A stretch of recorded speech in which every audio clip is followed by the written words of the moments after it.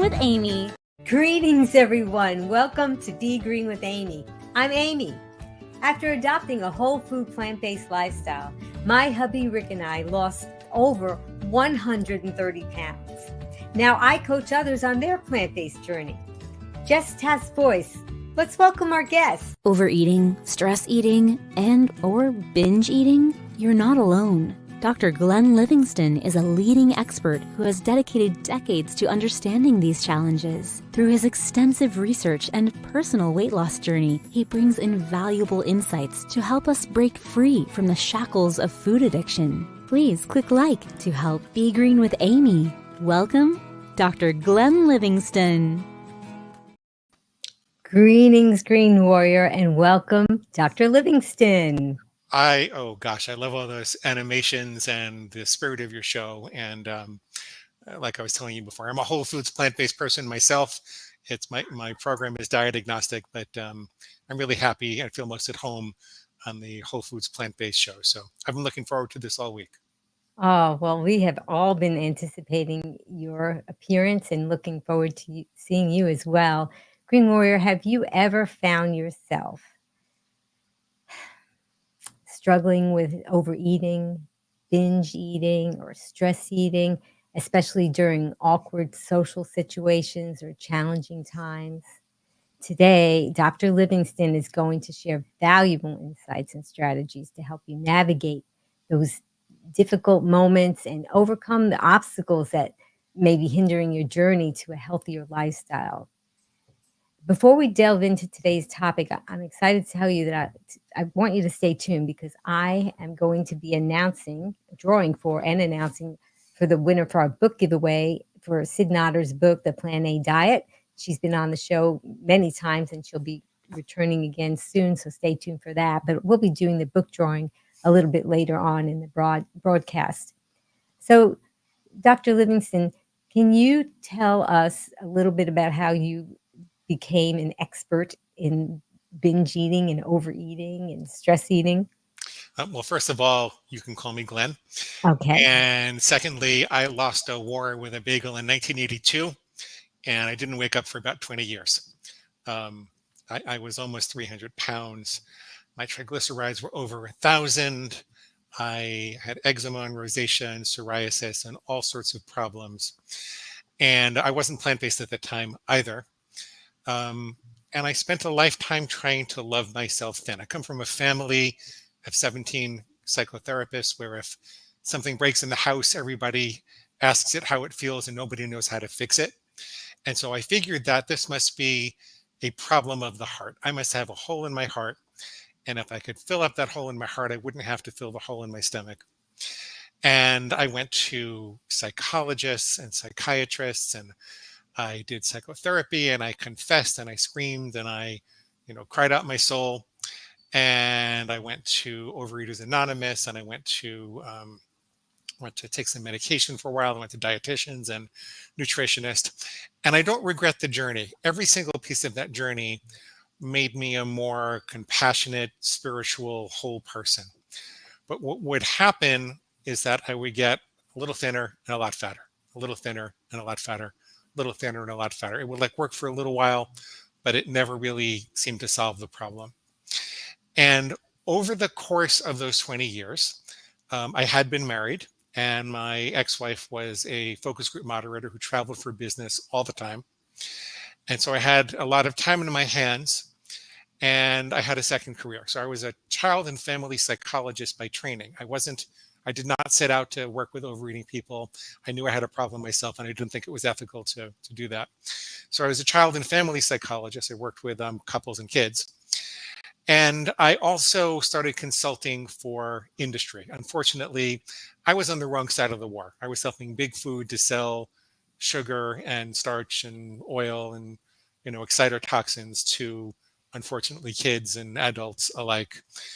Packaged goods, made a lot of money doing it, feel incredibly guilty about having done that. And I'm trying to make up for that at this stage in my life, like the Marlboro Man, he, at the end of his life, really said, "Oh my God, what did I do?" I'm trying to make up for it. So along that journey, I discovered, thank goodness, that it wasn't all about my personal psychology. In fact, it was hardly about my personal psychology because there were these, fat cats in white suits with mustaches that were spending tens of millions of dollars to hire rocket scientists to engineer these hyperpalatable concentrations of starch and sugar and fat and excitotoxins and salt. And it was all geared at hitting the bliss point in the reptilian brain without giving you enough nutrition to feel satisfied. And so it doesn't matter if my mama dropped me on my head or her mother dropped her on her head. It didn't matter that I was lonely or depressed or, that I was crying inside. It didn't matter that I had to do my shadow work or all of the wonderful things that I did to become a more soulful human being. That didn't really matter.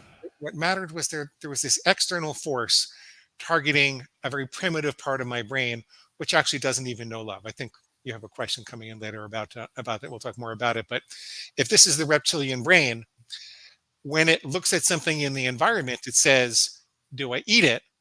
Do I mate with it? Or do I kill it? It's like a bad college drinking game.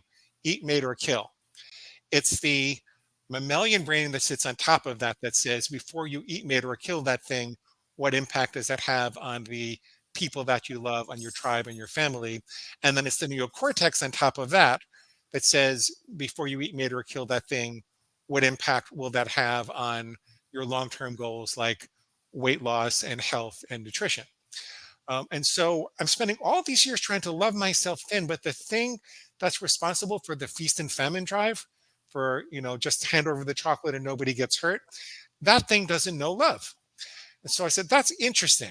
So maybe I can't love myself then. Maybe I can't be like that. I also was doing a study for myself over that period of time. I figured if these companies were paying me so much money to do these big surveys, and clicks were really cheap back then, you could get 40,000 people to a website over the course of 4 or 5 years, for 2 or 3 cents a piece. So I intercepted people when they were searching for solutions to stress management and the like. And I asked them, what are you stressed about and what can't you stop eating? And I found some interesting correlations, very low level correlations, but they were significant enough that they were worth considering. People that struggled with chocolate, like me, I always started my binges with chocolate and then to go on to pizza and pasta and donuts and anything else that wasn't nailed down. But people that struggle with chocolate like me tended to be a little lonely or brokenhearted or depressed. People who struggled with soft, chewy things like bread or pasta or bagels, they tended to be stressed at home. And people who struggled with crunchy, salty things tended to be stressed at work, like potatoes, potato chips, and pretzels and things like that. And so I'll wind up this question in just a minute and let you, ask more or tell me what you want to. But I remember I started to think maybe I should talk about this. I was really just trying to figure it out for myself, but maybe I should talk about this. And before I talk about it publicly, I'm going to call my mom, because this study was right on target about me struggling with chocolate. So I called my mom and I said, Mom, I'm just trying to figure out, I think it's true that, I run to chocolate when I feel a little depressed or lonely or brokenhearted. And I was in a bad marriage at the time and she knew it. And I said, Mom, you struggle with the same thing, don't you? She says, yes. And I said, well, so why is that? How did this all start? Because I was still of the mindset that it was my history and my personal psychology that was fixing it, that was creating the problem. And she gets this horrible look on her face. And she says, oh, honey, I'm so sorry. I am so sorry. And I said, Mom, it's okay. It was 40 years ago. I'm sick, almost 60 now, but this is when I was about 40. Said it was 40 years ago. I'm just trying to figure this out. I love you. I forgive you. Just tell me. She said, well, when you were 1 year old in 1965, your father, my husband, was a captain in the army, and they were talking about sending him to Vietnam. And I was trying to get pregnant with your sister, and I had, you were about 1 year old. And I thought I'm going to wind up as an army widow with 2 small kids, and I was terrified. At the same time, your grandfather, my father, had just gotten out of prison. And I did not know that he was guilty. I idolized him my whole life, and I was devastated. So half the time when you came running to me for love or kisses or even just to play or some healthy food, I didn't have the wherewithal to do anything for you because I was sitting and staring at the wall. I was depressed and anxious. So I'd say, honey, I put a big bottle of Bosco syrup I'm dating myself with that brand name, but big bottle of chocolate Bosco syrup. She kept it in a refrigerator by the floor, and she'd say, "Honey, go get your Bosco." And apparently, I'd go crawling over to the bottle. I'd open it up, I'd suck on the bottle, and go into a chocolate sugar coma, right? And so you would say, if this was a movie, right? You'd say, Yeah. "Eureka, that's it. Eureka, that's the original Yeah. trauma. That's why I go to chocolate when I feel lonely or depressed," which is true. But so what? My chocolate eating got worse. It didn't get better. If it was a movie, I'd never have trouble with it again. But at that point, my chocolate eating got worse. The reason it got worse was because there was this little voice in my head. It was a voice of justification. I'm not schizophrenic. And that voice of justification would say, "You know what, Glenn, you're right. Our mama didn't love us enough, and she left a great big chocolate-sized hole in our heart. And until you can get out of the marriage and find the love of your life, you're going to have to go right on eating chocolate. Yippee, let's go get more." Right? And at that point, I said, okay, I'm going to have to change the paradigm. Maybe the problem is this voice of justification. Because if, let's say, the emotions, the emotional conflicts, the loneliness or depression or whatever it was, let's say that's the conflict. Let's say it's a fire. Well, you can have a roaring fire in a fireplace, in a well-contained fireplace in the living room. And that's an asset, not a liability, right? People gather around it, they hug, they cry, they laugh, they make memories. It's only if there's a hole in the fireplace that an ash can get through and burn down the house. So maybe my problem is I've got this crazy thing inside of me that's poking holes in the fireplace.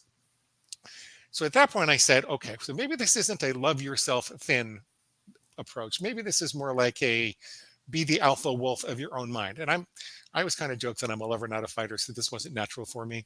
But I said, maybe I have to be the alpha wolf of my own mind. And when an alpha wolf is challenged for leadership by another member of the pack, it doesn't say, "Oh my goodness, someone needs a hug." It growls and it snarls and it says, "Get back in line or I'll kill you," right? So I decided I'm going to have to be the alpha wolf of my own mind. And this is the last part I'll say, and then I'll shut up and let you talk to me. I did something very embarrassing. I should have called it something different. I'm a sophisticated psychologist. I know you people would have seen my credentials. I've been all over the place. But here's what I did. I decided that I needed to set up a kind of a tripwire so I'd know when this reptilian brain was active, because I was going to have to control it in the same way that I controlled my bladder or my testicles. It's just a bodily urge that I'm, as a responsible member of society, I'm behooven to control that, right? So if I really, really had to pee right now, if my bladder really had to pee, I would tell my bladder, "Look, I'm talking to Amy now. This is an important show to me. I have a responsibility. I have a role in society to play. I'll take care of you, but not until later," right? Same thing with any other bodily organ. You know, there are ways and times and places where you go about expressing that. And so I said, I should be able to do this with this reptilian brain. I just need to know when it's active. So I can't have any ambiguity in that. So I need like very clear rules. One of my first rules was, I will never eat chocolate on a weekday again, only on a Saturday or Sunday, no more than 2 ounces, and only after I worked out. That way, if I was in a Starbucks or a coffee shop and there's a big hairy chocolate bar on the counter that was calling my name, and I heard this little voice inside that said, "It's okay, Glenn. You can start your silly diet tomorrow. It'll be just as easy. A little bit's not going to hurt you. You worked out hard enough. You're not going to gain any weight. Go have a little chocolate now. We'll just start tomorrow." I say, whoa, wait a minute. This thing is active. Now, what I call this thing, which nobody else has to call it, but what I did, I wish I called it something different. I called it my inner pig. Pigs are very sweet animals. This is a pig with a capital P, not a small p. Pigs need our help in the world, but this is a pig with a capital P. It's a construct. And I would say, that's not me. That's my pig.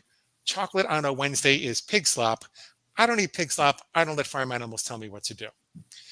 And as crude as that was, as in some ways vulgar as it was, the very vulgarity would wake me up at the moment of impulse. And it would give me those extra microseconds to make a different choice. I can't tell you that it was a miracle. I can't tell you that I immediately got better and lost all my weight in 6 months. It actually was a couple of years for me personally. What I can tell you was I no longer felt confused. It no longer felt like this unstoppable impulse. It felt like a strong craving, a bodily urge, just like having to pee would feel like a bodily urge. But I knew that I would be able to control it.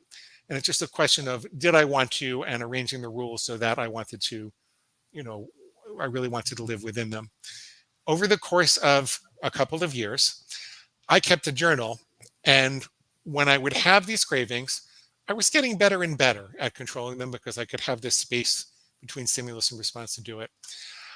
I would look to disempower the logic of the pig's argument. So when it says, for example, it'll be just as easy to start your diet again tomorrow, it's actually not true.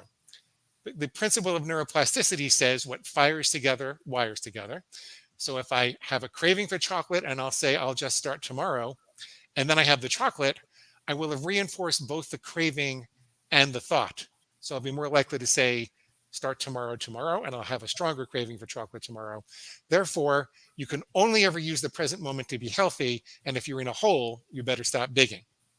So long story short, I kept a journal for a couple of years. When I got divorced I was getting divorced in 2015. I finalized in 2016. When I got divorced, I published it.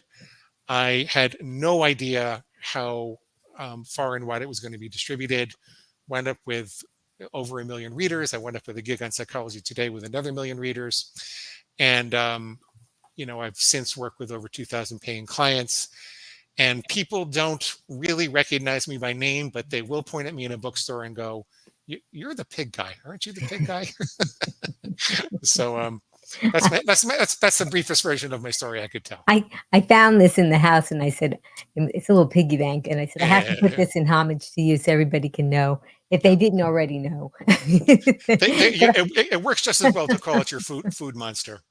I really I love that because there's so much self-blame with food addiction and all that comes along with it.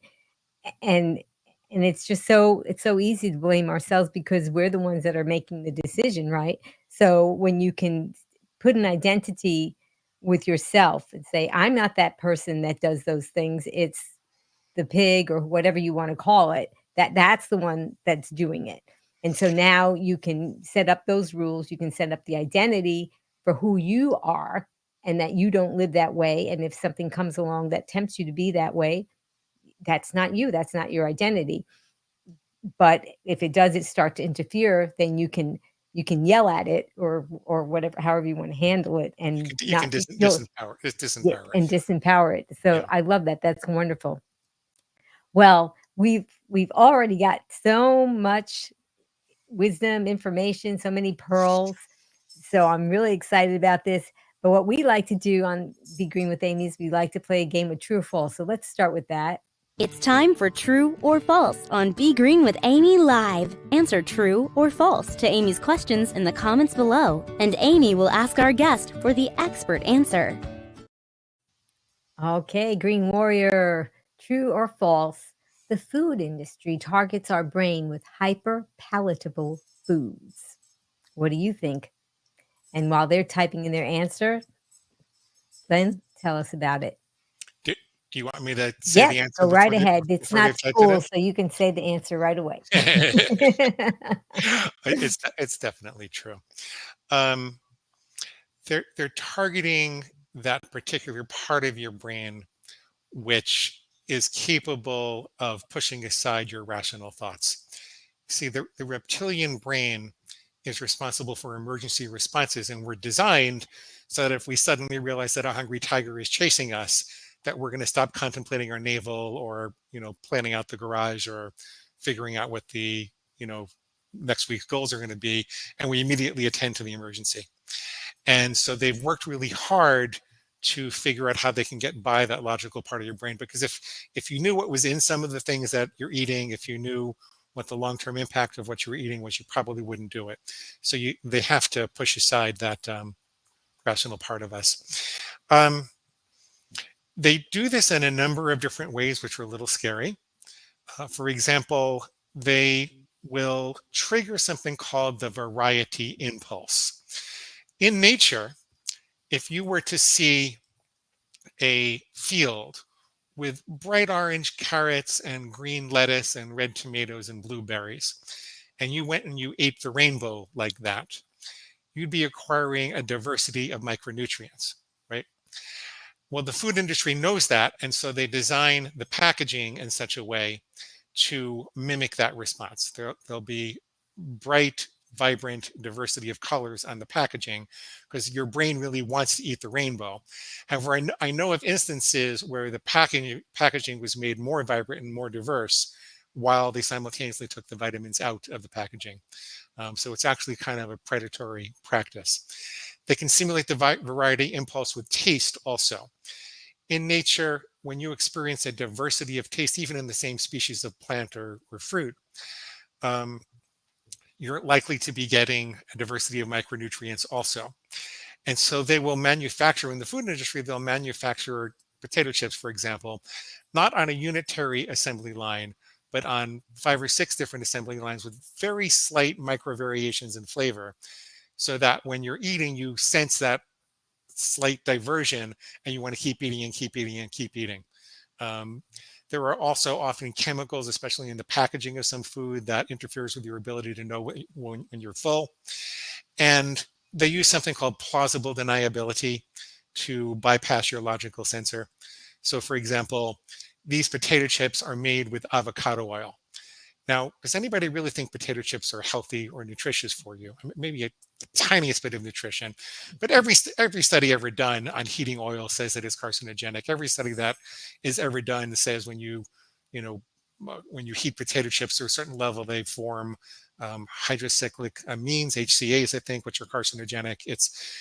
There's a big difference between something that's good for you and something that's just a little less bad for you.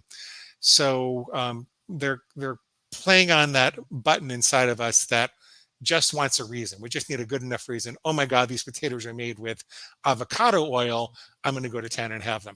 Look, if you want to eat potato chips, eat potato chips. I think it's your God-given right. But don't tell yourself that it's good for you. Don't let those fat cats with white suits and mustaches fool you, so that you can keep it in moderation. So that's what I have to say. Well, very good. You hit a lot of boxes that we talk about on the show, and then you gave us even more information and more insight into that. And some people who have adopted a whole food plant-based diet, when they're at least when they're beginning, if they see processed food and they see even the word vegan on it, they'll think, "Oh, okay, I can have that. That's healthy. It's vegan." That's what I was thinking about when you talked about the food labeling. Frankenfoods, man. Like it's actually possible to eat a lot worse as a vegan than it is as if you're just eating regular junk. A lot of the processed stuff is just not good for you. Yeah, Yeah, it's better for the animals. That's all. It's better for the animals. yeah. So I'm glad that we talked about this because, like we alluded to earlier, oftentimes people when they're struggling and not doing well, when they're trying to stick to a healthy lifestyle, they do blame themselves. And so this, if anything else, if you get anything else from this, you can see that these foods are engineered to hijack your brain and being addicted to them, I think it's a real thing. And you shouldn't blame yourself for being attracted to them, but you can now we're going to be learning throughout this broadcast strategies in order to stay away from them so that you don't have to struggle with that. Okay. Did you have anything else that you wanted to add, Glenn? No, I mean, if you want to talk about strategies for managing your food, we can talk about that. But we can go Yeah. to the next Yeah, question if you want to. we'll give them a little thing to anticipate. Okay, so next question, Green Warrior, true or false? Loving oneself thin is a reliable method for overcoming overeating. Okay, so we've all got body images to think about. And what do you say, Glenn? Um, it's true and false, mostly false. What's true is that you have to figure out how to love yourself before you've arrived. Um, I often talk to clients who are going to a wedding or a graduation or a party of some sort, and they're thinking that they shouldn't go because they look disgusting. This is an actual quote from Mm, a lot of people that talk to me. yeah. And I said, if you have a friend, maybe they're 50 pounds overweight, you have a friend who's your age is about 50 pounds overweight, would you tell them not to go to the wedding because they look disgusting? They'll say, no, I'd given them a hug and say that I love you and it doesn't matter. Would you think that they were an awful human being because they were 50 pounds overweight? And they'll say, no, I think that they're struggling with something and I ask them to talk to me and I try to, love and support them. Would you tell them not to wear anything that's too revealing or that they have to hide or look frumpy? And I'd say absolutely not. I think they should be proud of who they are right now, even though they have the goal of being healthier and fitter and thinner and wanting to move along the way. that's iconic for what we all need to do, whether it's 6 pounds or 600 pounds.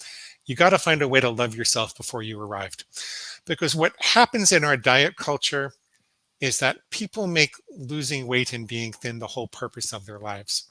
And if you think about it, if losing weight and getting to your ideal weight is the whole purpose of your life, then when you get there, you're not going to have any purpose, right? And a lot of people are shocked when that happens and they go right back up. There are other reasons they go right back up. So you do have to love yourself. Paradoxically, the panic about losing weight creates a sense of emergency in the brain. And it turns out like there are really two pieces to overcoming overeating. There's identifying all those irrational justifications that make it possible for you to overeat without guilt. But then there are also all these elements of self-regulation and keeping the brain relatively calm. It turns out we're much more likely to overeat or say, screw it, just do it, even if we've eradicated all our excuses, if we're too tired or lonely or hungry or malnourished, but also if we're too panicked about anything, if we perceive an emergency. And feeling like you have to lose weight right away is a perceived emergency. So the diet industry actually perpetuates the need for itself.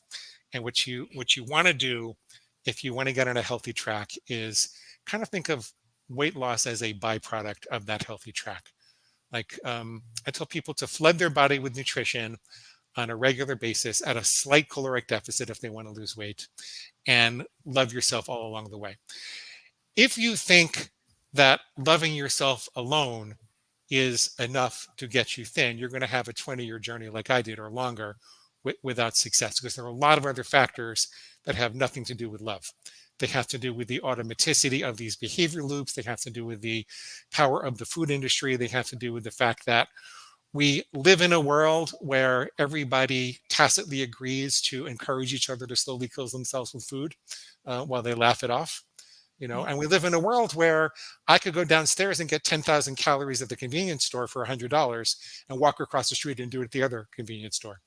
So, it's really a perfect storm, and you're not going to fix it by fixing your emotional issues alone. Yes, you should fix your emotional issues. We can talk more about emotional eating and the dynamic there. Yes, emotions can quote unquote trigger overeating behavior, but fixing your emotions alone, first of all, it's a long journey. It's like a 4 or 5 year journey.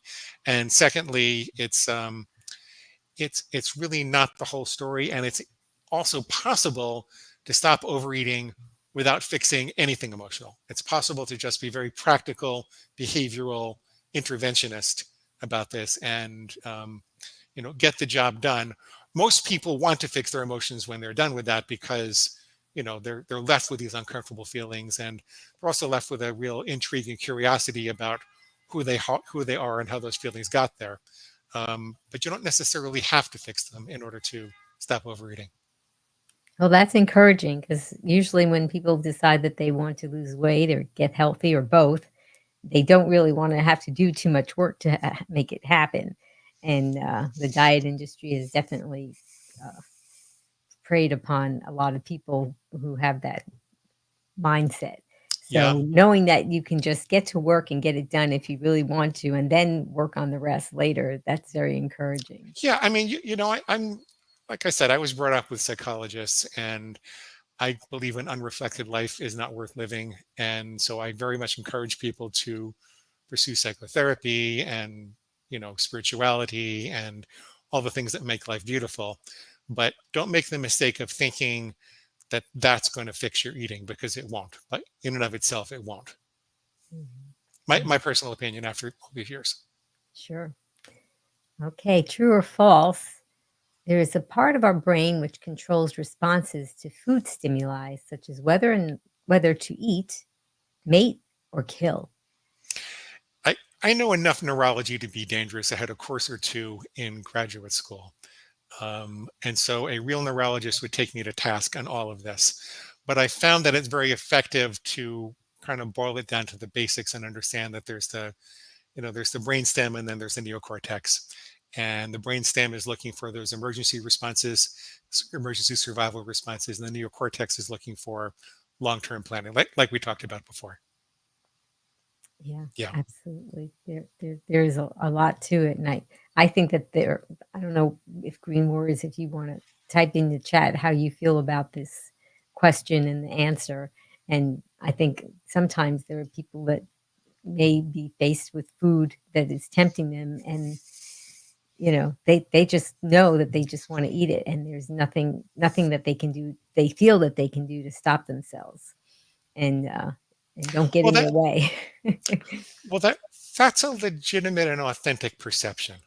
The brain wants to automate caloric acquisition. A long time ago, food wasn't always necessarily abundant. There were periods in our evolution where it might have been, but there are also periods where it was really not abundant. And we needed to conserve energy in the acquisition of calories and nutrition. And so the brain wants to learn what are the cues, or quote unquote triggers, that will lead us to caloric acquisition, and how do I get it with the least amount of effort possible? How do I automate the behavior? So we are wired to feel with every bone of our body that this is just an automatic thing, and like we have to eat this. Like every bone in our body is screaming for the chocolate. Just hand over the chocolate and nobody gets hurt. We're wired to feel like that, but that doesn't mean you can't intervene. That doesn't mean it's impossible to pry that apart. I tell people to start with one simple rule, and it's usually best if it's something that you could and would do, something that doesn't feel too onerous. You're probably not going to solve all your health problems with it overnight, but the point is that you want to win the game. You want to prove to yourself that you can do this, so that you develop an identity as a successful person who can control your impulses. So an example might be, I always put my fork down between bites. Or I knew this truck driver who said, look, I have to eat fast food 3 times a day, and I'm not going to stop that, but I'll tell you what, I won't go back for seconds. And see, you do that long enough, you do that for a couple of weeks, and you see yourself winning the game. You say, wow, I must be someone who doesn't go back for seconds. I wonder what else someone who doesn't go back for seconds does. That person probably cares about their health. What else would they do? And you kind of build it up slowly. Once you set this rule in place, there's going to be a rebellious part of yourself that wants to break it. We want that to happen. We expect that to happen. There are whole schools of philosophy that are very frightened of their inner rebel. I don't think we need to reify our rebels. I don't think we need to be frightened of them. I think we need to separate from them. I think we need to very clearly delineate what thoughts come from our higher self and what thoughts come from our rebellious self. And then you have the opportunity, which you don't have to listen to if you don't want to take the opportunity, but you'll at least have the opportunity to pause and say, okay, is what my rebel is suggesting, even though it feels like I just have to have the chocolate, oh, come on, your parents were fat, you're doomed. It's genetic, you can't do anything about it. Or, oh, come on, I'm broken or sick, or et cetera, et cetera. Whatever that part of your brain says to talk you into actually, breaking the rule and having the seconds, you can pause and say, well, is that true? What part of it is true? What part of it is false? Usually that rebellious brain, which I called my pig, I mostly encourage people to call it their food monster these days. Mostly the food monster wins with a half truth and a bigger lie. Like, a couple of bites won't hurt, right? Mm. Well, that's true that a couple of bites won't hurt, but it's never going to be just a couple of bites, right?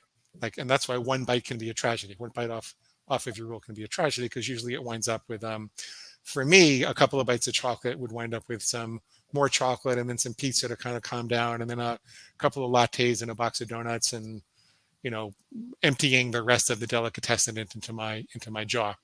Um, so for me, one bite off of that plan was a tragedy, and I could acknowledge the truth that it seems seductive. There was a half truth in it, but there's really a bigger lie.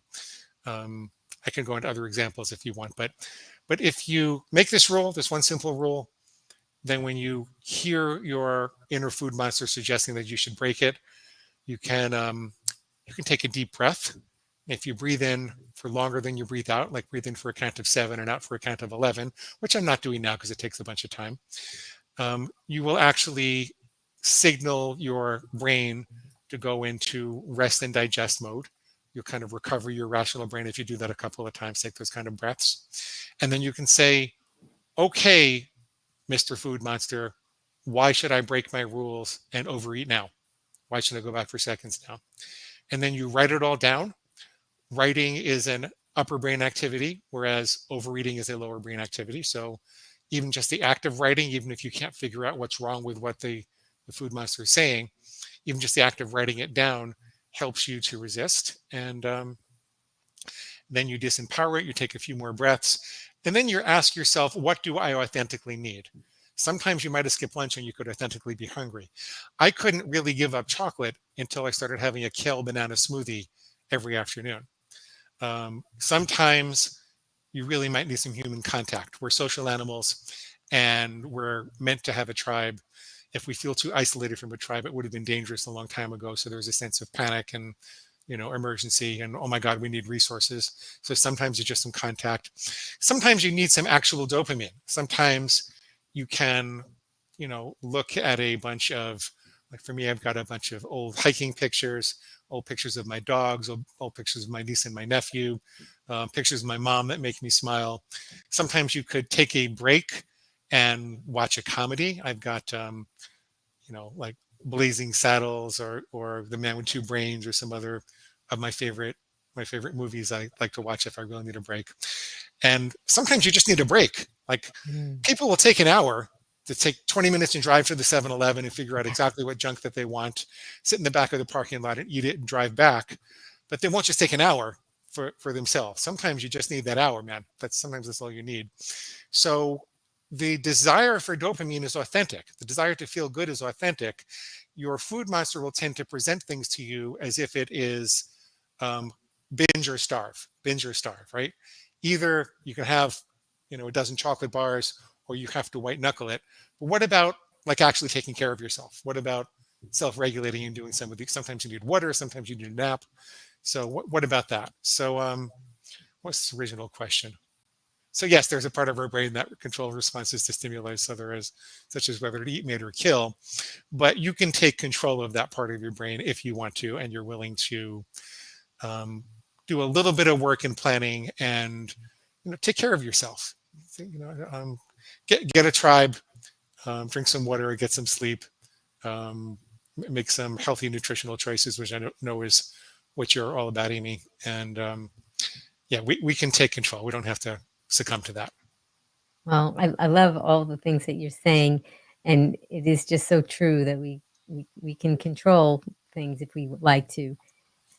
And there again, we're just all these tips that you're giving us is it's all coming back to here. We feel like we don't have a choice, that we're trapped in the body and the mindset and the habits that we have.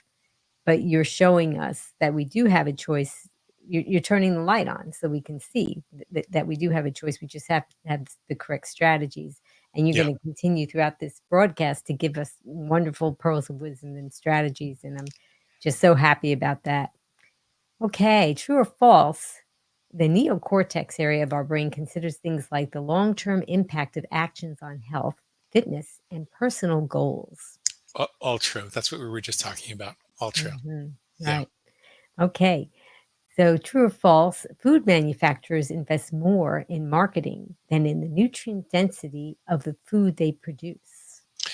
I never saw their budgets, so I can't with 100% veracity endorse that statement, but I would be shocked if it wasn't true from what I saw. Yeah. Well, I mean, you really can't process foods and then keep the nutrients in because the processing removes the, most of the nutrients Yeah, anyway. yeah. They, some No, people joke that the box has more benefit you know, there, than the there's food. there's an interesting thing that I see. Um, Sometimes people get involved with healthy, relatively healthy protein shakes or Mm. meal replacement bars. And what I see is that if they don't have at least one real meal per day, they wind up overeating or binging. I think part of the reason for that is we haven't isolated all the coenzymes and minerals and cofactors that exist in the plants that we're trying to turn into supplements. And so, some of these bars are marketed as being a complete nutritional meal, Mm. but we don't really know. We used to think there were a couple of dozen vitamins and minerals, and now we think there are a couple of 100,000 that occur, in nature, in really interesting little packages that are meant to work together in plants, basically. And so the idea that you can abstract all of that and rely solely on potions and powders and bars, I think that's a mistake. So I always encourage people, yes, use these meal replacements if you want to occasionally, but make sure you have one good solid meal with a whole bunch of plants every day. Yeah, that's so important. And I think oftentimes people don't realize that our primitive brain and all the biological functions that we have in our body, I mean, they're all looking for nutrients. Yeah. And in this modern world, it's difficult to find. Okay. True or false, loneliness and depression are correlated with cravings for chocolate. We kind of talked about that earlier, That but was the story I told you about my mom. yeah, No, it's very true. It's yeah. very true. Yeah. So for those of you tuning in now, you can watch it from the beginning and hear more about that. And that it's just so interesting. I I, wonder I what go ahead. I think it's the theobromine and magnesium that provides relief for that for some reason. I looked into it once, but I don't have it at the tip of my tongue. Hmm. Okay. Well, that's good to know. True or false, setting clear rules around food triggers empowers individuals to resist impulsive eating. Well, so there's a lot of controversy about this, and there are different schools of thought. My answer to this is an emphatic true, an emphatic yes. But let me tell you what the objections some people have are. Um, I believe that it's necessary only for your danger areas with food. I'm not in favor of regulating every last piece of food that goes into your mouth. I'm in favor of thinking through, if you were a city traffic planner, the analogy would be to figure out where the dangerous intersections are and regulate it with the right type of traffic control, like a stoplight or a stop sign or a yield sign. That's the philosophy that I'm in favor of. When you make a clear rule, like I'll never have chocolate on a weekday again, all of your chocolate decisions are made for the week for you. Why is that important? Willpower is the ability to make good decisions. There are only so many good decisions you can make over the course of the day. It's not really a genetic gift. Some people think, well, I don't have any willpower. Mm. It's more like we all wake up with a full tank of gas, and it depends how we burn it over the course of the day. Every decision you have to make burns a little more willpower. Not just food decisions. Decisions like who takes Jenny to soccer practice and what should I wear to the ball tonight, and then of course what's for dinner, how much should I have, where we're going to get it, how we're going to shop for it, how we're going to prepare for it. All of those decisions wear down your willpower, and this is why if you struggle with overeating at night, you should try to make your food decisions in the morning. Put out your food for the night in Tupperware when you first get up in the morning before breakfast, and that way when you get home you don't have to think about it at all. So the standard advice that we're given in our culture is to eat well 90% of the time, but eat poorly 10, not poorly, or indulge yourself 10% of the time, which is great. But how the heck do you know which is the 90% and which is the 10%? Without any more specific guidance about how to decide every time you're in front of another food decision, you're wearing down your willpower, wearing down your willpower, wearing down your willpower. So I've seen that creating very clear crystal boundaries that make the decisions for you, they eliminate the need to use willpower, and you can preserve it for more important things. So a clear rule eliminates the need for willpower. That's one of the reasons that it works. People will say that you can't make a rule like I'll never have chocolate on a weekday again, because what if you change your mind? Then you're trapped, or you're really going to miss out. You're going to be deprived of the mouthfeel and deliciousness of chocolate for the rest of your life, and nobody can do that. And what if you make a mistake? So I explain to them, this is a little bit of a mouthful, but it's really important. I explain to them that the psychology of winners is to commit with perfection, but forgive yourself with dignity. Commit with perfection, but forgive yourself with dignity. So what do I mean by that? If I'm an Olympic archer, I know I'm not going to hit the bullseye probably more than 50% of the time. Yet every time I get up there and I aim at the bullseye, I don't loose the arrow until I can see it going into the bullseye. I become one with the bullseye. I'm not saying maybe I'll hit it, maybe I won't. I commit with perfection. The totality of my being becomes that bullseye. The reason that's important is in its absence. If I'm saying maybe I'll hit it, maybe I won't, that uncertainty is going to it's going to drain my energy that could otherwise be focused on accomplishing the goal.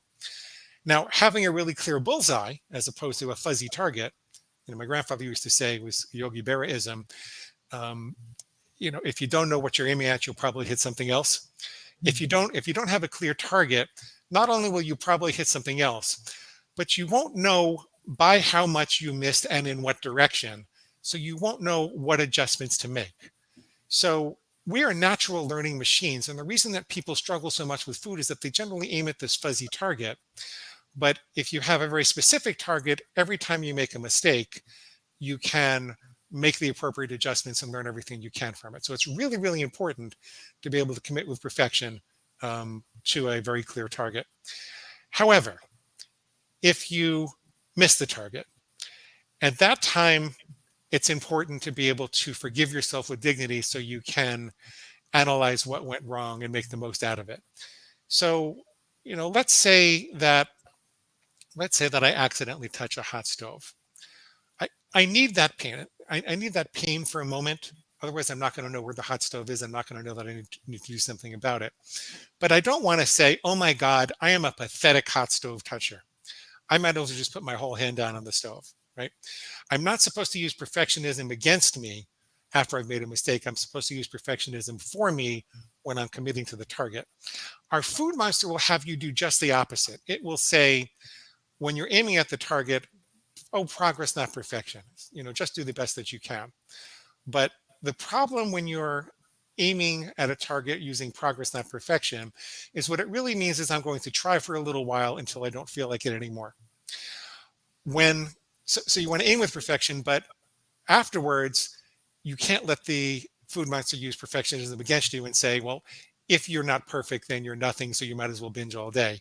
At that point, you have to let go of perfectionism and take a different mindset.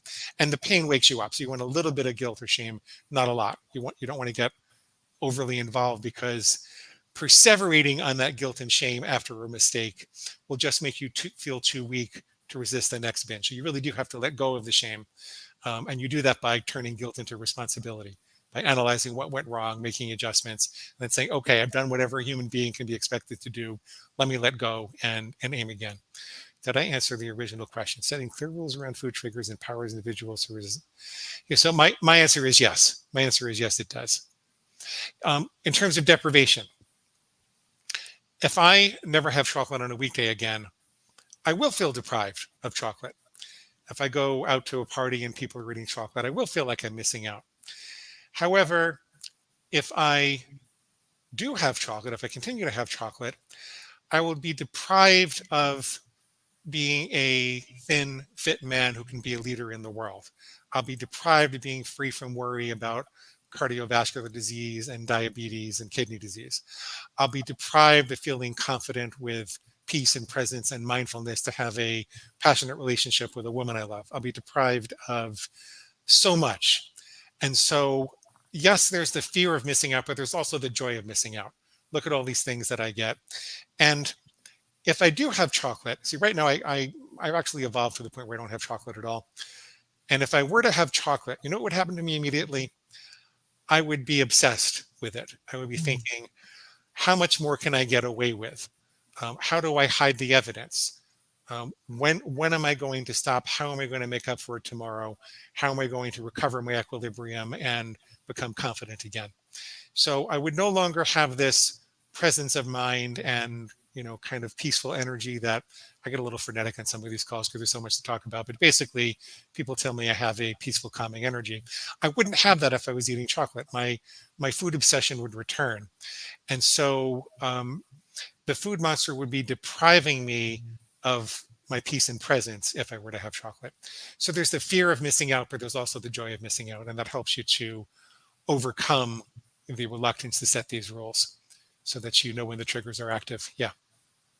Yeah, I've adapted this lifestyle in 2012, so it's been over a decade, Wow. and I'm at the point now where I do have the fear of missing out, but it's the fear of missing out on what I have achieved.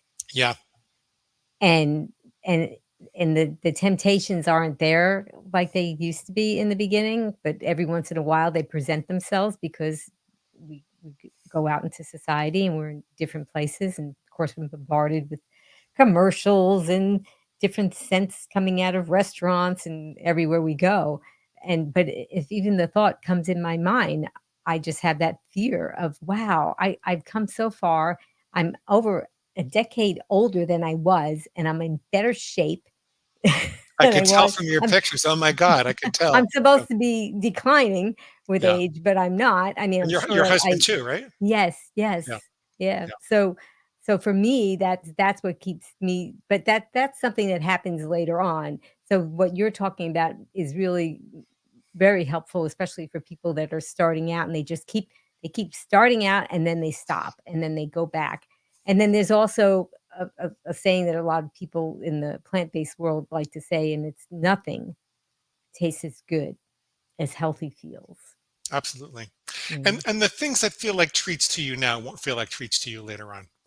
They won't feel like a reward. It'll feel like a punishment. Every now and then I'll be out to dinner and there's not really another option. I'll have something that I feel a little less than perfect about. And it feels like a punishment the next day. Like I don't want that in my body. I just, the cleaner you eat, the cleaner that you want to eat. And I'm not a saint. I make mistakes. Every now and then I'll actually plan out some, like a vegan pizza or one of those Franken foods or something like that I really want. But I suffer for it, man. I really suffer for it. And as the years go by, I want it less and less. Yeah. Yeah. So there is something to look forward to. And if you incorporate a lot of these tips that we're hearing today, you will get on the other side and it will be a lot easier to say no. And then if you do imbibe, you probably wish you didn't, which is good.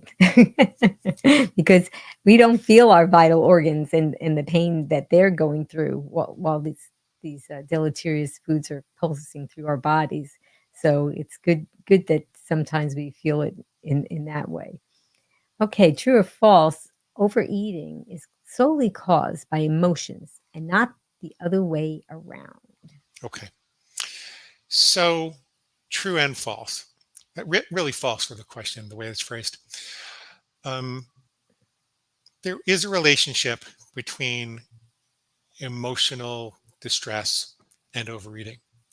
Um, when you feel too sad, mad, anxious, angry, lonely, scared, even when you're too glad, when you're too overstimulated with happiness, it can be an uncomfortable feeling for the nervous system to process. And the nervous system has difficulty conducting the emotions when the digestive system is overloaded with food. So there is an anesthetic effect of overeating on the emotions. That's why people say that they're eating to quote unquote numb out, right? Because there's this anesthetic effect. You overeat, you're not really as sad as you were, you're not as angry as you were, you're not as lonely as you were. Now you're just dealing with the gastric distress and your brain is not feeling the things that were uncomfortable for you before. Um, so it's true. That part is true. However, that's not the only element of emotional. That's not the only part of emotional overeating.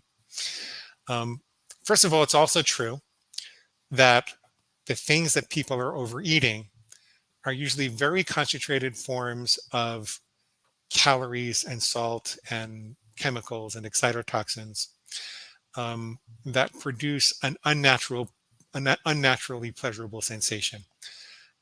Another word for that is a drug. We didn't have Doritos and Pop-Tarts and all these other things on the savannah as we were evolving. So it's a real hit for the brain, and the brain just lights up when it gets there. That's important to switch your paradigm to thinking that you're just eating to numb out, because what you're actually doing also is eating to get high with food. When you say I'm eating to get high with food, or I'm using food like a drug, then it makes it what psychologists call ego dystonic. It's not consistent with the identity you want to have. Most people don't want to perceive themselves as a drug addict. Most people want to kind of joke it off and say, I'm just eating to numb out, or I'm eating for comfort. When you say you're eating to numb out or eating for comfort, you're going to be more sympathetic to yourself. And I want you to be sympathetic to, the love that you need and what you want in this world.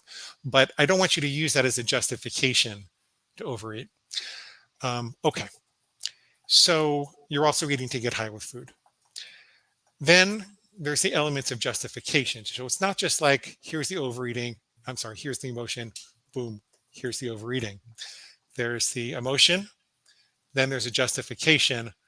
Oh, it's genetic. Your parents were doomed. Your parents were fat, so you're doomed. So, okay, I might as well do it.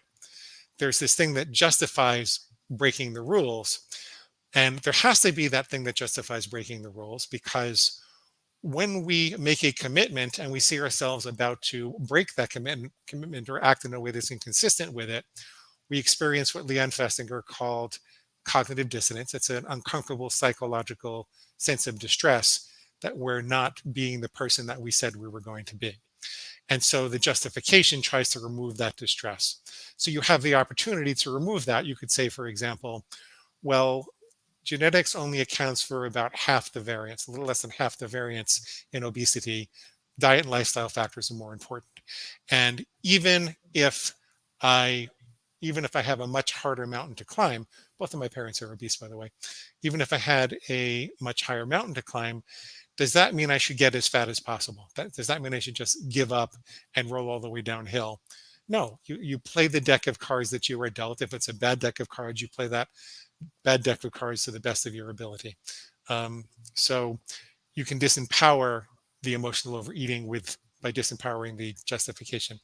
The last part is that there's actually a two-way relationship between overeating and emotional distress. Let's take anxiety, because it's got a very clear physiological set of correlates. When you feel anxious, your heart rate goes up a little bit, you start to perspire more, your respiration goes up, your galvanic skin response goes up, your blood pressure goes up a little bit.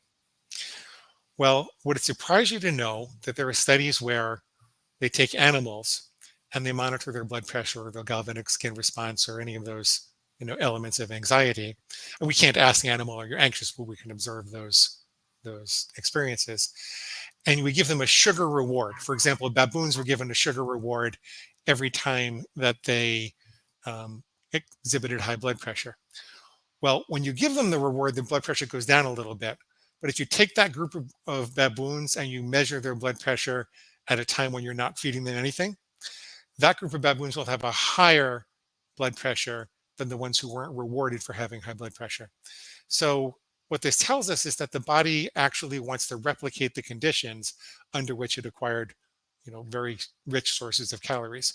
So it might be that you're telling yourself that you are too anxious to go to sleep without a big bowl of pasta or bagels or pizza, but perhaps you are creating that anxiety in and of itself by continuing to have the pizza. Perhaps you need to tolerate the anxiety for a couple of days so you can begin to extinguish it with your doctor's assistance, et cetera, et cetera. Don't stop taking medication if you're taking medication. But so it's not a simple relationship at all. It's a dual relationship. There are intervening factors, and there's a way for you to revise the paradigm in which you think of it so that you're more likely to make better choices. Think of it like you're getting high with food, not just comforting yourself with food. I can prove to you that you're not just eating to numb out, because if you go to the dentist and they're out of Novocaine, they don't tell you, hey, can I inject you with a bagel instead? That would be silly, right? So, yeah, there you go. Yeah, that's true. I'm glad that you're, throughout this interview, you're talking about the different reasons why we overeat, especially with the processed foods and the highly palatable foods. And it really helps to know that it's not just a flaw in us and that we just don't have willpower and we're weak, or we're really battling not just these highly palatable foods that are engineered to be highly addictive, but we're also dealing with our primitive brain, which Yeah, is which is going to which these foods were designed to uh, appeal to. absolutely, absolutely, Yeah. absolutely. True or false, binging can exacerbate feelings of anxiety due to the brain's rewards and punishment process. That's what I was just talking about with the Right. Bedouins. Yeah. Mhm. True or false, clear plans are more effective than vague ideas in controlling eating habits. I like to say that ambiguity is the food monster's best friend, because if you don't have a very clear line in the sand, then how do you know when you're about to cross it? Um, in my system, we use rules and we use guidelines. A rule is something like I'll never have chocolate on a weekday again. And that's something that 10 outside observers could follow me around for a month and agree whether I complied with or not. Um, if I said I'm going to avoid chocolate 90% of the time, they wouldn't really agree. They'd say, well, he kind of sort of stayed away from it, but then there were these other times he did. And what constitutes 90% of the time anyway? And so that ambiguity makes a lot of room for your food monster to do what it wants to do. So I say only use guidelines. Like a guideline would be I try to avoid chocolate 90% of the time. Only use a guideline for something that's not really a problem that you just want a reminder every day to follow. So I have guidelines like I try to buy organic when it's reasonably possible to do so. I don't bother defining reasonably possible because I don't binge on conventional lettuce. It's not really a problem. But every day when I read my food plan, I look over my guidelines and I see, well, just try to get organic if you can. And that's all I need. It's not, I do have, a rule that says I only eat whole foods that grow with a very clearly defined exception list, because when I don't do that, I get into trouble. And also because I've got a real, um, health values commitment to having as much whole foods that grow as I possibly can, because I believe what you do, Amy, about that. Yeah. We have Amy, some questions. Yep, we have I, some I, questions. I couldn't hear you. I'm happy to take questions. Sure. Sure. Okay, so Carol said, on days I work out, I do great with my diet. It's just on rest days. How do I sit still and relax and not think about or eat everything in the house? Um, you can do some food prep beforehand if you know you're going to be facing a day when you're going to be sitting around the house.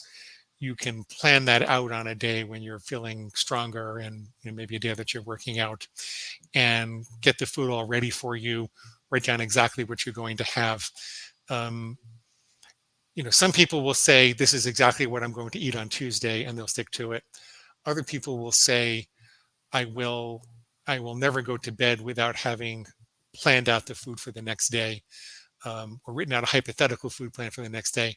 That allows them a little leeway if they want to switch something around. But what it forces them to do is think through the difficult parts of their day and what they're going to do. And then it's a tall order. Ultimately, you do want to be able to sit still and relax and not eat. But it's a tall order because we live in a society where our brains are used to being overstimulated. Not just with food, but if you look at the number of scene changes on television these days as compared to 30 years ago. If you look at the prevalence of, all the food advertising, there's 5 to 7,000 messages per day beamed at up per year, beamed at us over the internet and the airwaves about food, and maybe a half dozen of them are about fruit and vegetables. The packaged food industry is something like $7.2 trillion, and I think the produce industry is more like 5% of that, like $200 billion or something like that. It's so we're really overstimulated with this kind of thing. And when we stop overstimulating ourselves with the packaged foods and with the overeating, our first experience is one of boredom.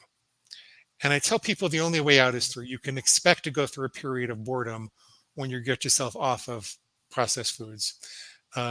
And sitting and being mindful and meditating and relaxing is a wonderful goal, but it's a long-term goal. And in the short run, you're going to need some things to do.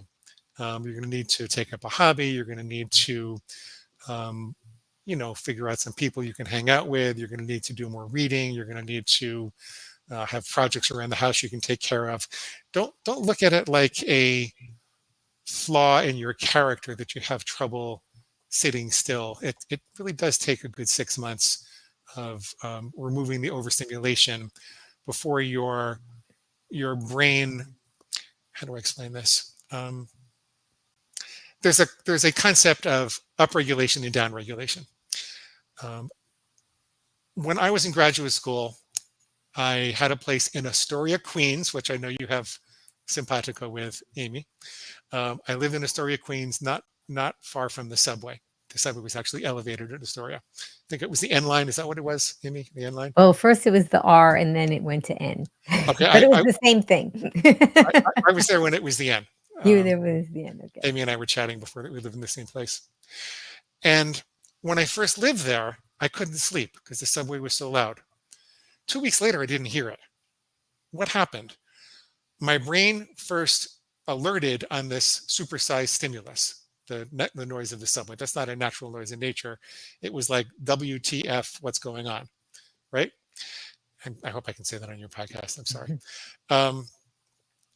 Then, after a couple of weeks, my brain down-regulated and said, okay, there's no danger there.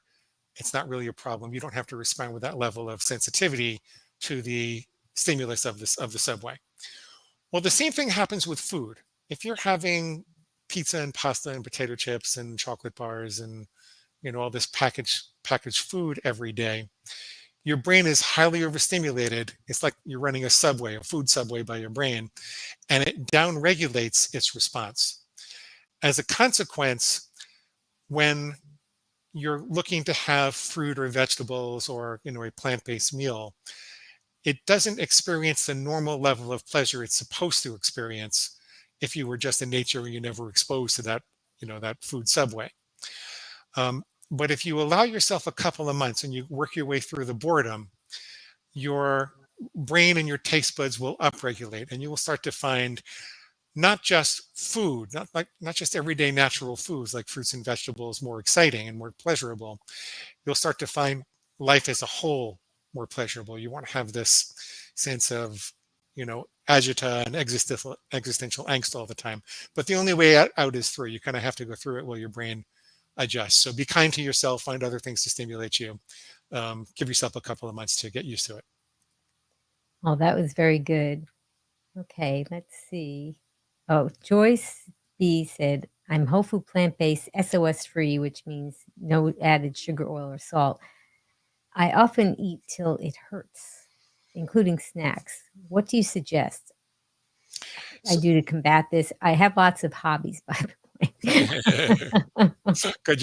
You and me both, Joyce. And Joyce is my mother's name, so I want to take care of this lady. Okay. Most people don't like my answer to this at first, but I still stand by it from the thousands of people that I've worked with over the years. I really think that as you're adjusting to a whole food plant-based diet and coming out of the either frankenfood world or an animal-based processed world, I think that to a certain extent your hungry and full meter has been broken, and that you can't rely, like there's this whole there's this whole movement towards eating mindfully and really sensing when you're full and stopping when you're full. I think that's beautiful. I want people to be able to do that. I find that for the most part, they just can't for the first 6 months until they've really stopped eating a lot of junk. So I don't know exactly where Joyce is in the cycle with that, but most people who would ask this question will say, well, I'm just overeating and I can't seem to find where I'm full and I can't tell the difference. And I'll say that's exactly what's supposed to happen. So use more objective boundaries for how much food you're supposed to have. So let's say you'll have 3 meals a day and a snack, and a meal is I'm just making this up. It's a fistful of protein, maybe some, beans or tofu or something like that, and a fistful of starch like brown rice or quinoa or something like that, 2 servings of vegetables, and that's it, right? Figure out what amount doesn't leave you with that, and then tell yourself, feelings aren't facts. You can't go by your feelings during the time that your hunger meter is broken while it's healing. So you got to say those feelings aren't facts. Hunger is not an emergency unless you're anorexic, unless you're really under eating. But hunger is not an emergency. If you're not happy with this meal, there's another meal coming around the corner. I have clients who will grab the parts of their body that they're trying to lose and they'll go, let it burn, baby, let it burn. They will remind themselves that everybody who needs to lose weight needs to learn to deal with their hungry as a sign of mastery. So you're going to be hungry sometimes. And, if you edge towards the anorexic side, please don't do this. But for the most part, the odds are, the doctor's not going to diagnose you with a bagel deficiency. You're probably not going to wake up and they'll find your bones by the refrigerator in the morning. Feelings aren't facts. Try to eat on an intellectual plan rather than an intuitive plan for at least a couple of months. And then if you want to move towards more mindful intuitive eating, then I see that work down the road. Yeah, I've seen with some of my clients that they may be into the plan for a while, into the lifestyle for a while, and they've discovered ways of staying within the boundaries of no sugar, oil, or salt, no processed foods, whole food, plant-based, but they found ways to make the food taste really good. And now that their taste buds have neuroadapted, even within those constraints, they still can find the food to be very appealing. And some people can find it difficult to resist even overeating on those types of foods, even though they have been in the lifestyle for a while. Exactly. Yeah. Exactly. Yeah. Good. Okay. Well, I think I want to see if anybody else had any questions because we've been here for a little while. Make sure. Okay.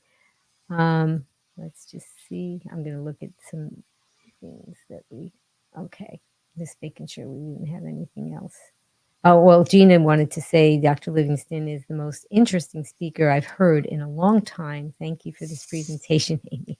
Well, thank you. And thank Gina's my new best friend. Yeah. Oh, that was very nice. And I agree. Yes, you have a lot to offer for us. Thanks, We Gina. really do appreciate that. Well, Green Warrior, why don't you go ahead and click like to show your appreciation for what Glen shared with us today. And Glen, why don't you tell us about what you do and how we can find you on social media? Well, I'd like you all to start with the free book. I made my book available for free. It's called Defeat Your Cravings. It's available at defeatyourcravings.com. And this is the 8th book in my series. It's the most comprehensive, up-to-date book. It incorporates what I've learned from working with over 2,000 overeaters. It incorporates all the science we've accumulated over the years. It's much, I endorse it much more strongly than I do my earlier books, if I knew then what I knew now, that kind of thing. It's all at defeatyourcravings.com. Click the big blue button and sign up for the reader bonus list. You'll get a free copy of the Kindle book, the Nook book, or the PDF if you'd like it. We also have traditional formats and traditional charges.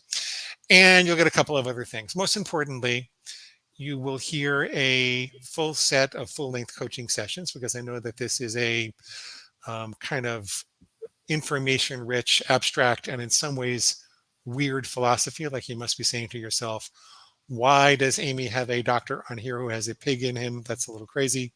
So you'll get to hear that this is actually a very compassionate, life-giving process, which takes people from feeling hopeless and powerless and confused about food to feeling hopeful and excited and optimistic and enthusiastic in just one session. I wanted you to hear how that happens. And you'll get a free set of food plan starter templates. So this is actually a diet agnostic program. I think it's important people choose what food rules they want to have for themselves. I think dependency tends to be a problem in overeating.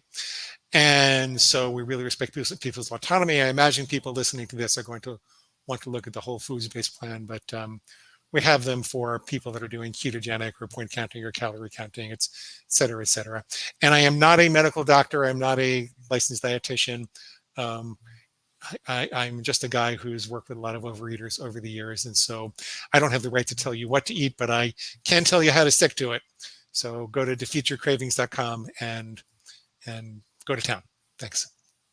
Okay, well, we have some more things that we want to talk about with the Green Warriors. But right now, Green Warrior, we're about to announce the lucky winner of our book giveaway for Sid Notter's The Plan A Diet. And hit that like button and comment if you're excited. And let's find out who's taking home this fantastic book. So we have, going to get ready here and get our spinning wheel. And then if you have any more questions for Dr. Livingston, please go ahead and do that. Put that in the comments and we can go ahead and ask him those questions. And I'm going to get this wheel up and running. Okay. And we're ready to spin the wheel. I didn't know you did that. Isn't that fun? Oh, you're so cool.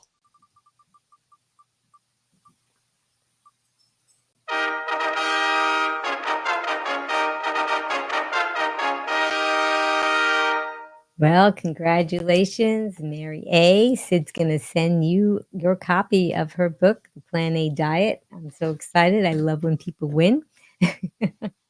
And you're all going to be winners after seeing today's broadcast because there's so much information. I bet you're going to want to go back and watch it again and share it with people that you know and love that could benefit from it. And I really want to thank you, Glen, for your enlightening and empowering insights today. I mean, your expertise has undoubtedly provided our Green Warriors with valuable tools to overcome their challenges and thrive on their journey to better health. I actually, my personal opinion is that it works best with a whole foods plant-based diet because I believe that a whole foods plant-based diet is, the human species specific diet that we're supposed to be eating.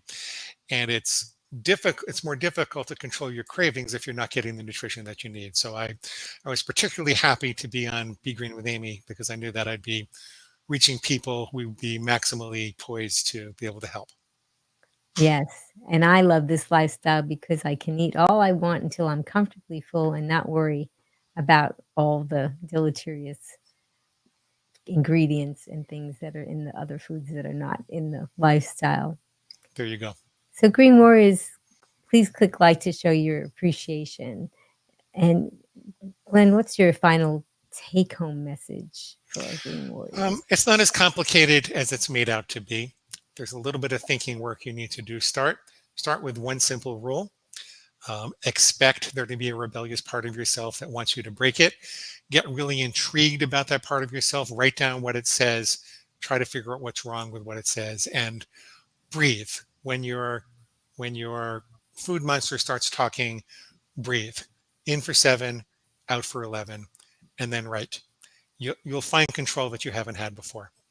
And if you start with all the free stuff that we have, there's a lot more in the book. There's a lot more in the coaching sessions. You don't have to buy anything unless you want the paid coaching or something. But it'll take you from there. So start with one simple rule: breathe, make it work. Very good. Well, Green Warrior, tell us what you're going to remember from today's broadcast. I ask this at the end of every broadcast, and this time I feel like I had a little scribe because Thanks gave quite a few, as you were talking, gave quite a few pearls that you were that Thank you. folks liked. I don't know. What fires together wires together? A half truth and a bigger lie. Breathe for rest and digest. Right. And what do I authentically need? Yeah. So these are things that I'm sure a lot of people were writing these down because these are just things that you could just put on Post-it notes all over or in your journal. And Fix It Rick said, so inspiring. And thanks added, commit with perfection, forgive yourself with dignity. I like that a lot. And Terry P said, I learned a lot today. Thank you. And thanks said, excellent interview. Very grateful for you. Amy and Dr. Livingston will definitely share with friends. And Fix It Rick said, thank you. Great broadcast, very helpful. So you really made a home run today with the Green Warriors. And I'm there's so glad. This is my life's work. This is what I do. Yeah. Yeah. Well, So we glad. can tell. And there's more and more comments that are coming in. So we could just have a broadcast just on the comments. So people are really enjoying what you had to say. And I'm So glad. glad that the Green Warriors type in the comments what you're going to remember, like Thanks did, which was very, very, very helpful to us to remember all the things some of the things that you talked about. I also wanted to thank Just Has Voice, who did the promos and the voiceovers and lots of social media things. And Just Has Voice, tell us who's coming up next. Can osteoporosis be reversed? Have you ever wondered how to build and maintain strong, resilient bones on a whole food plant-based journey? The insightful Sid Nodder is joining us to explore the intricacies of bone health. Join us on Wednesday, May 8th, 3 p.m. Eastern, noon Pacific, on Be Green with Amy Live. I do want to thank you, Green Warrior, for joining us today. Your engagement and support make these discussions meaningful and impactful. And I hope you're feeling inspired to take a closer look at your food choices and make some positive changes for your health and well-being. And remember, every bite we take, it's an opportunity to nourish our bodies and become the healthiest versions of ourselves. And please stay tuned for more empowering content, and please subscribe to my channel and share my message with others who can benefit, because together as Green Warriors, we can make a meaningful difference in the world. And as a special thank you to all of you, I'm offering you 5 free recipes. So if you just go to my website, begreenwithamy.com/join, I'll send them to you. And they're delicious, whole food, plant-based, SOS-free recipes that can really enhance your life and give you some delicious things to eat and enjoy. And I also wanted to now take this opportunity, especially today, because we've really been talking a lot about emotional things that really can strike a nerve and hit home for all of us. Go ahead and take your right hand and grab your left shoulder, and take your left hand and grab your right shoulder. Now squeeze, because that's a hug from me to you, and from me to you, Glenn. And Hugs, Amy. hugs, yes. And if you want to join me and Dr. Livingston with my tagline, type it in the comments as we say it to you. Until I see you all again, remember, be strong, be well, and be Green. Be green. green. Thanks, Glenn. Thanks, Amy. Green Warriors. Looking for really tasty recipes that are SOS-free? No sugar, oil, or salt. How can it taste good? Well, if you like flavor, then you'll love this Be Green with Amy recipe ebook. Get your copy today. Click on the link in the show notes. Be strong, be well, and